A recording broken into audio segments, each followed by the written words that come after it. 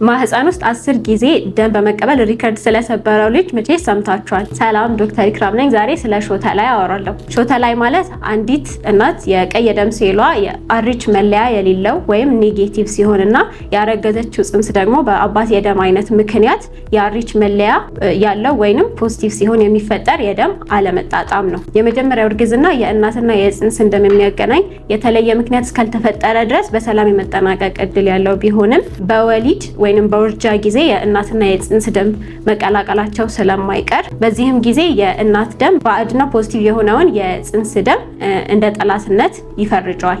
በተከታይ እርግዝናዎችም ፖዚቲቭ የሆነው የጽንስ ደም ላይ ከፍተኛ የሆነ ጦርነት ያውጃል። በዚህም ህፃኑ ከፍተኛ ለሆነ የደም ማነስና ተጓዳኝ ከባባድ የጤና እክሎች ይጋለጣል። የሾተ ላይ ህክምና በሁለት ይከፈላል። ይህም የመጀመሪያው የመከላከል ህክምና ሲሆን ይህም በእርግዝናና በድህረ ወሊድ ወቅት ለእናት የሚሰጡ ክትባቶች የእናት የቀይ ደም ሴሎች የልጁን እንዳያጠቁ የሚያደርጉ ህክምናዎች ናቸው። ሁለተኛው ደግሞ ጦርነቱ ከተጀመረ በኋላ ይህም ህፃኑ ለአደጋ ከተጋለጠ በኋላ የሚሰጥ ህክምና አይነት ሲሆን የህፃኑን ሁኔታ በመከታተልና ከባድ የሆነ የደም ማነስ በሚያጋጥመው ሰዓት መጀመሪያ እንዳወራሁት ማህፀን ውስጥ የደም ልገሳ በማድረግ የህፃኑን የማህፀን ውስጥ ቆይታ ሰላማዊ ማድረግ ዓላማው ነው። ለመሰል ጤናዊ ምክሮች ይህንን ፔጅ ፎሎ ያድርጉ።